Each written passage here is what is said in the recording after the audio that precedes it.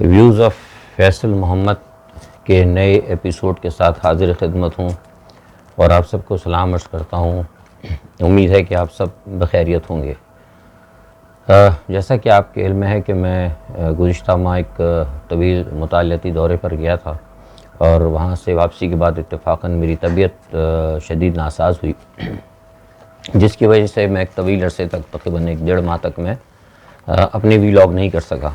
اس دوران مجھے میرے تمام ویورز، خاص طور پہ میرے سبسکرائبر، آپ لوگ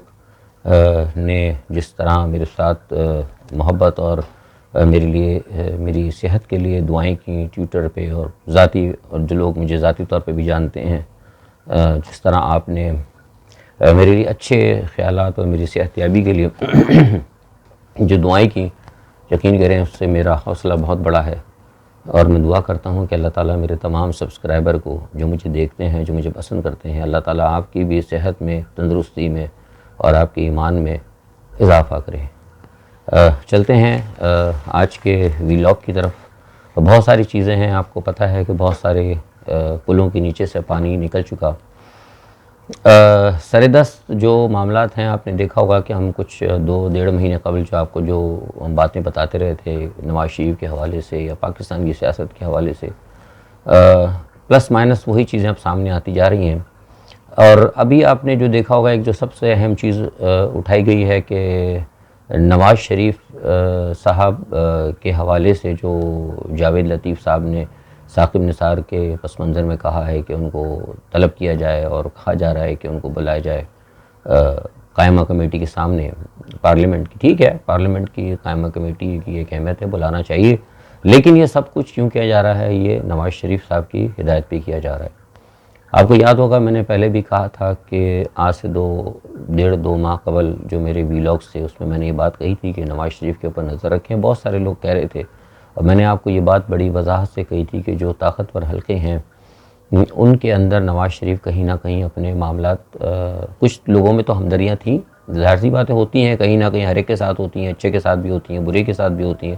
لیکن وہ ہمدردیاں مزید حاصل کرنے میں اس لیے کامیاب ہو گئے کہ وہ باہر چلے گئے، جس کا نتیجہ ہوا کہ ابھی جب جاوید لطیف صاحب گئے تھے تو جاوید لطیف کو نواز شریف نے کہا تھا کہ آپ جو ہے ثاقب نثار کو طلب کریں۔ اب قطع نظر اس کے کہ وہ کیا معاملات ہیں، وہ پھر ویڈیو لمبی ہو جائے گی، لیکن میں آپ کو صرف بتانا چاہتا ہوں کہ یہ جو اس وقت جاوید لطیف صاحب نے جو ایک اڑ گئے ہیں وہ نواز شریف صاحب کی ایما کے اوپر ہوا، یہ مشورہ نواز شریف صاحب کی جانب سے دیا گیا تھا۔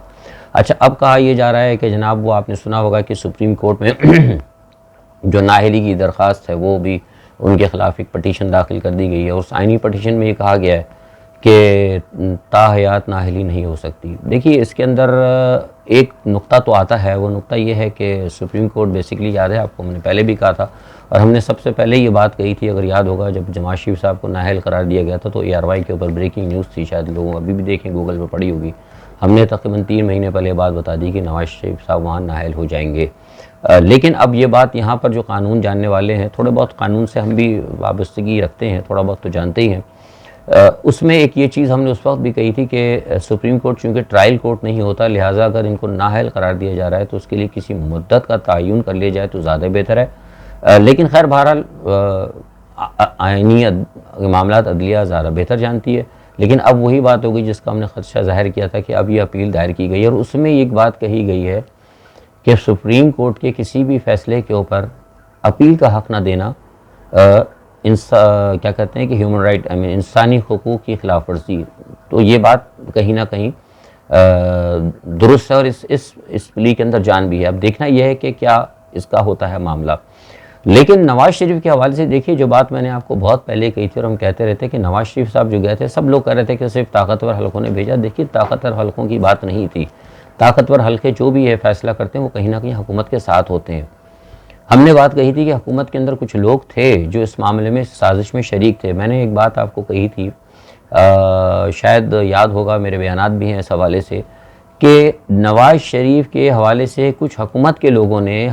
جو حکومت کے ساتھ تھے، عمران خان کی جو رجیم ہے اس کے ساتھ اندر جو پیراشوٹرز ہیں، انہوں نے یہ بات باور کرائی تھی عمران خان کو، اور خاص طور پہ جو مقتدر حلقے ہیں ان کو یہ بات باور کرائی گئی تھی کہ عمران خان کی حکومت اس وقت تک مستحکم نہیں ہو سکتی جب تک کہ نواز شریف یہاں پر ہے. اور نواز شریف کی جانب سے کچھ حلقوں نے کہا تھا کہ اس کو باہر بھیجا جائے, یہ باہر چلا جائے گا تو ہم یہاں پہ معاملات کو درست چلا سکتے ہیں, ورنہ یہ ہمیں کام نہیں کرنے دے گا. یہ چیزیں جو ہے نا, یہ ایک چیز باور کرائی گئی تھی خاص طور پر. اور اسی پس منظر کے اندر پھر کچھ طاقتور حلقے یا جو کچھ بھی اب آپ سمجھتے ہیں اسٹیبلشمنٹ یا جو اب آپ کہیں, میں اس میں زیادہ تفصیل میں نہیں آتا, ان کا ایک تھوڑا سا آپس میں ایک طے ہوا تھا کہ چلو ٹھیک ہے ان کو نکال دیا جائے. ورنہ ادروائز ایسا نہیں ہوتا کہ ایک مجرم کو آپ نے لیا اور سزا یافتہ مجرم کو نکال کے باہر بھیج دیا, تو اس کے اندر کہیں نہ کہیں معاملات. لیکن یہ ایک سازش تھی, یہ ایک سازش تھی, اور ہم نے اس وقت کہا تھا, خبردار کیا تھا کہ ٹھیک ہے گو کہ اگر یہ باہر بھیج دیں آپ, لیکن یہ کہ باہر جا کر نواز شریف زیادہ خطرناک ہو جائیں گے. اور ایگزیکٹلی وہی ہوا, کیونکہ آپ کو پتہ ہے کہ نواز شریف نے اپنی حکومت کے اندر ملک اور قوم کا تو کام کچھ کیا نہیں. انہوں نے صرف اپنے اثاثے بنائے, اور جو بین الاقوامی طاقتیں ہیں یا بین الاقوامی لیڈران ہیں یا بین الاقوامی سربراہان ہیں, ان کے ساتھ انہوں نے اپنے ذاتی تعلقات بنائے. تو ظاہر سی بات ہے انہوں نے جا کے وہاں پر اپنے تعلقات کو استعمال کیا. اور اب نواز شریف جو ہے, اس نواز شریف جو پاکستان میں جیل میں رہتا اس سے کہیں زیادہ خطرناک ہو گئے. تو لہٰذا اب یہ معاملہ ہے, دیکھنا پڑے گا ان کو. اور یہ ساری چیزیں جو ہم نے کہی تھی کہ پیراشوٹرز جو ہیں عمران خان کو ناکام کریں گے, آپ نے دیکھا کہ ایک شخص کو ہٹا دیا گیا. جس شخص کو ہٹایا گیا اس کے بارے میں ہم پہلے سے کہتے رہے ہیں, ہم نے ایک بات بتائی تھی, آپ کو یاد ہوگا. میں بار بار اس لیے کہتا ہوں کہ آپ میرے پرانے ویڈیوز کو دیکھ لیا کریں. ہم نے کہا تھا کہ جس شخص کو ہٹایا جا رہا ہے اس کا تعلق جو ہے ملک ریاض کے ساتھ اور زرداری کے ساتھ ہیں. اور عمران خان صاحب کے معاملات کچھ ایسے ہوتے ہیں کہ عمران خان صاحب جب کوئی بات کرتے تھے تو ان کے وہاں ان کے اپنے گھر تک پہنچنے سے پہلے جو ہے لوگ اس کی اطلاع جو ہے زرداری صاحب کو پہنچ جاتی تھی. ایون دو کہ کچھ لوگوں نے تو شاید یہ بھی کوشش کی ہے کہ جب وہ جاتے تھے تو کوشش کرتے تھے کہ ٹیلی فون کی ریکارڈنگ آن کر دیں تاکہ جو کچھ بھی بات ہو وہاں تک پہنچتی رہے. تو یہ سارے معاملات جو ہے نا, گھر کو جسے کہتے ہیں نا, گھر کو آگ لگی گھر کے چراغ سے, تو یہ صورتحال اس طرف گئی ہے. اور آپ دیکھیں اب عمران خان کی حکومت کو کے اندر اب دیکھیں سارا کرپشن عمران خان نے تو خود نہیں کیا, کرپشن تو نیچے سے ہوئی ہے. کرپشن میں نے آپ سے پہلے ہی کہا تھا کہ کرپشن کے اوپر اگر آپ جا کے احتساب کریں گے تو نہیں ہوگا, کیونکہ کرپشن میں تو پورا معاشرہ ہے. تو وہی بات جو ہم بار بار کہتے ہیں نا, جو آپ کے سامنے آ رہی ہے, اور اب یہ بات کہی بھی جا رہی ہے کہ عمران خان کی حکومت جو ہے کرپشن کو ختم کرنے میں ناکام ہوگی. بہرحال دیکھیں, میں تو کہتا ہوں کہ عمران خان کی بہت بڑی کامیابی ہے کہ انہوں نے کم از کم جو بے ایمان ہے, جو ملک دشمن ہے, ان کے چہرے سے پردہ تو اٹھایا. خیر بہرحال مصدق بریگیڈیئر مصدق کو لایا گیا ہے. ایک اچھی شخصیت ہے, میں جانتا ہوں بااصول شخصیت ہیں, لیکن دیکھنا یہ ہے کہ کیا شہزاد اکبر صاحب جو گئے ہیں یہاں سے چھوڑ کر, کیا انہوں نے تو کیس اتنے خراب کر دیے. میں نے بتایا تھا کہ شہزاد اکبر کے دفاتر کے اندر سے لوگ جو ہیں وہ نیب کے ساتھ ان لوگوں کے ساتھ ملے تھے جن کو نواز شریف نے اور زرداری نے اپنے ساتھ رکھا تھا. تو ساری اس صورتحال کو اب دیکھنا پڑے گا, یہ آنے والے دنوں میں پتہ لگے گی. بہرحال یہ تو تھا مسئلہ. ایک اہم چیز یہ ہے کہ عمران خان صاحب کا دورہ چین جو ہے وہ ہونے جا رہا ہے, بہت اہم دورہ ہے. آپ کو پتہ ہے کہ وہاں ابھی میں آگے بات کروں گا اس پہ, یوکرائن اور روس اور امریکہ کے حوالے سے اس پس منظر کے اندر جو معاملات طے ہو رہے ہیں اور جو دوسرا ایک محاذ بن رہا ہے چین پاکستان کا اور بھارت کا, اس پس منظر کے اندر عمران خان کا دورہ بہت اہم ہے. اور ان سے اب یہ کہا جائے گا کہ پاکستان اپنی پوزیشن جو ہے واضح کریے. میں آپ کو بڑی خبر دے رہا ہوں, اور یہی وجہ ہے کہ پاکستان اب کی اپنی پوزیشن کی وضاحت کے لیے کیا سٹینڈ ہوگا. اس لیے کل جو ہے اور نواز شریف کی اپنا عمران خان صاحب کی اور آپ کی آرمی چیف کی ملاقات ہوئی ہے, اور وفد کے دوران بھی ہوئی اور 101 بھی ہوئی ہے. کیونکہ جب اسٹریٹجیکل معاملات کسی ملک کے ساتھ طے کیے جاتے ہیں کسی قیادت کے ذریعے, تو پھر وفد میں بات نہیں ہوتی, 1 to 1 ملاقات ہوتی. تو 1 to 1 معاملات کے اندر یہ طے کیے گئے ہیں. تو اب آج سپریم کورٹ کی جانب سے یہ معاملہ سارا آنا اور یہ ساری چیزیں آپ دیکھ رہے ہیں. لیکن یہ میں بتا دوں آپ کو کہ فوری طور پر عمران خان کی حکومت کو کوئی خطرہ اتنا نہیں ہے, کیونکہ میں نے آپ سے پہلے بھی کہا تھا, ٹویٹر پہ جو لوگ مجھے فالو کرتے ہیں, کہ پاکستان کی صورتحال جو ہے اس وقت ایسی نہیں ہے کہ یہاں پہ کوئی بڑی کوئی تبدیلی آ سکے. اور رہ گئی بات, بہت سارے لوگ کہہ رہے تھے کہ نا وہ نو کانفیڈنس آ رہا, ووٹ آف نو, وہ نہیں ہو سکتا. دیکھیے ووٹ آف نو کانفیڈنس میں بہت پہلے کہتا ہوں, جب تک طاقتور حلقے ان کو اجازت نہیں دیں گے یہ لوٹے ہیں ادھر ادھر گھومتے رہتے ہیں,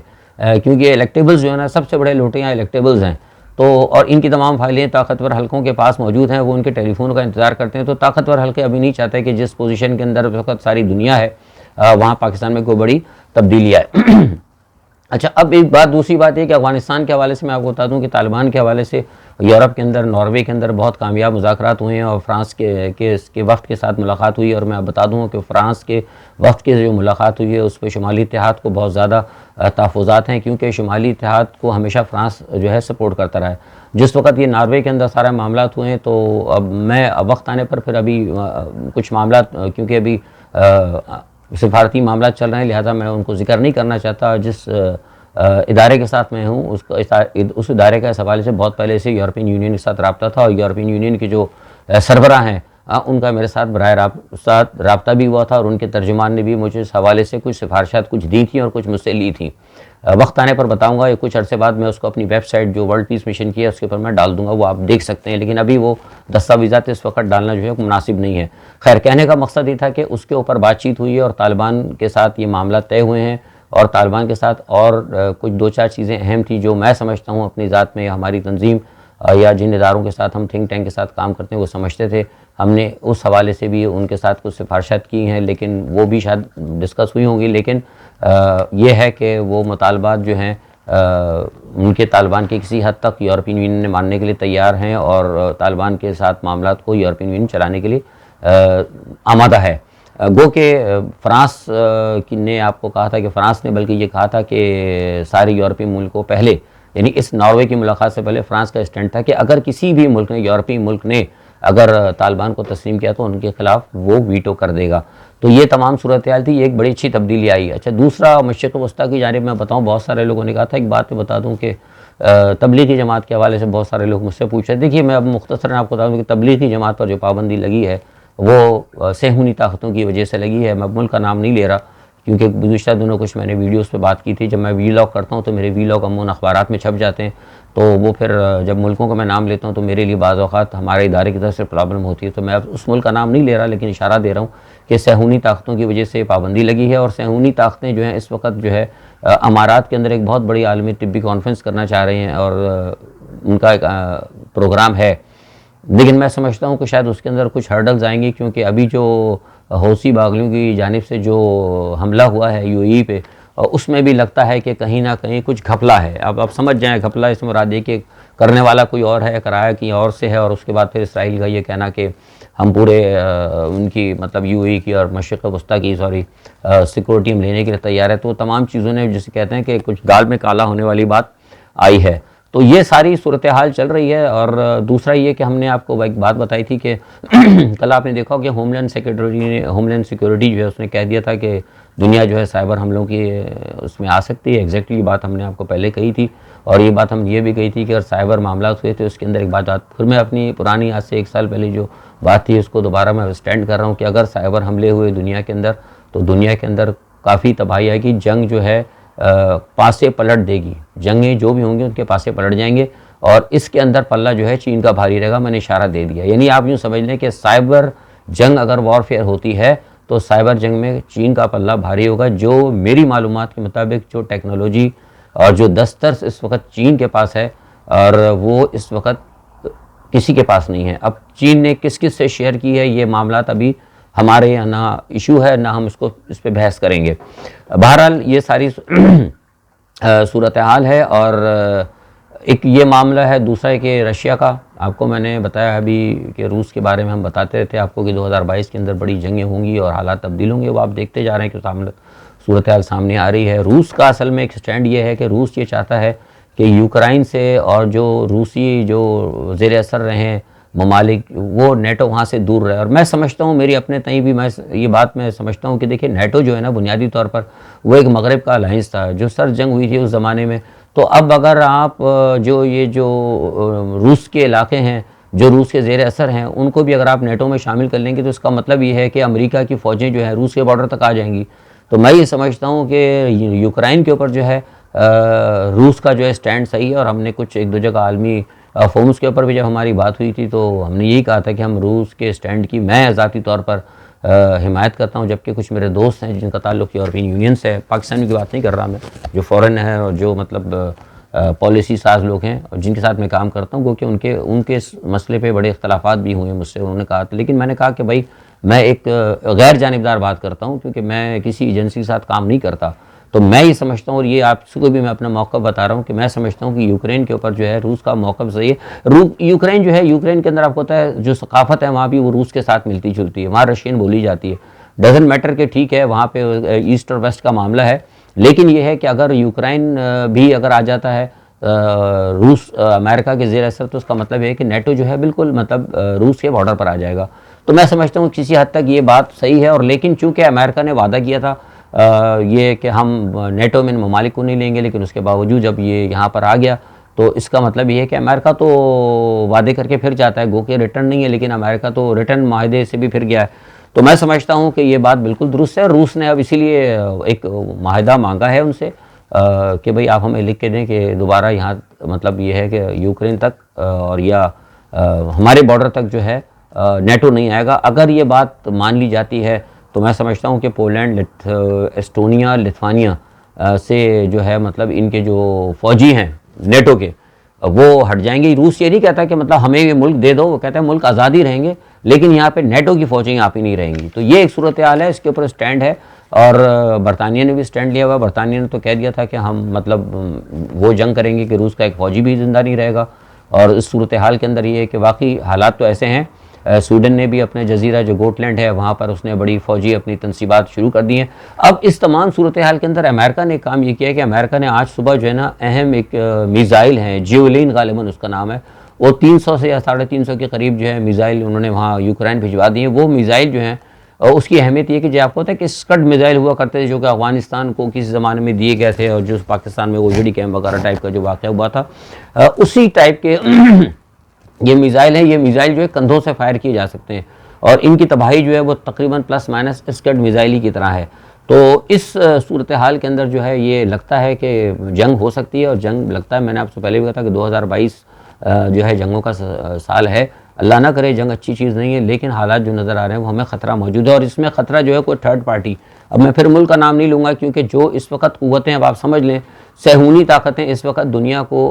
کے اندر 2-3 بڑی جنگیں چاہتی ہیں۔ وہ جنگیں چاہتی ہیں تاکہ ان کے اسلحے بھی بکیں اور دنیا کی دوسری قوتوں کو کمزور کیا جائے۔ تو اب آپ سمجھ گئے ہوں گے کہ میں کس طرف میرا اشارہ جا رہا ہے، تو یہ کیوں مجھے خطرہ ہے کہ جنگیں ہو سکتی ہیں، اور میں بار بار کہہ رہا ہوں۔ اچھا، دوسرا روس اور امریکہ کے تناظر کے اندر جو دباؤ چل رہا ہے اس میں چین نے جو ہے نا بڑا کام کیا ہے۔ چین نے اپنی پوزیشن جو ہے نا بھارت کے ساتھ اور تائیوان کے اوپر مضبوط کرنا شروع کر دی۔ چین مانیٹر کر رہا ہے۔ چین نے کل تائیوان کے اوپر بڑی تیزی سے اپنے جنگی جہازوں کو فلائی ولائی بھی کیا ہے، اور تائیوان نے اس طرف اعتراض بھی کیا ہے کہ یہ ہماری مطلب فضائی حدود کی خلاف ورزی ہے، لیکن چین نے کہا کہ نہیں، یہ ہمارا حصہ ہے، اور ہمیں وی ہیو ٹو رائٹ، مطلب ہم آپ کی فضا استعمال کر سکتے ہیں، آپ کی فضا یہ ہمارا اپنا ہی ٹیریٹری ہے۔ اور اسی طرح تائیوان چین کے نے کیا کہتے ہیں جو لداخ وغیرہ وہاں پہ بھی اپنی پوزیشنیں مضبوط کرنی شروع کر دی ہیں۔ تو یہ ساری صورتحال ہے، چین اپنے طرف چل رہا ہے، ایک محاذ یہ ہے، ایک محاذ ادھر ہے۔ جو بات میں آپ سے کہنا چاہ رہا تھا کہ کچھ طاقتیں چاہتی ہیں کہ دنیا کے اندر 2 بڑی جنگیں ہوں تاکہ ان کا اسلحہ بکے اور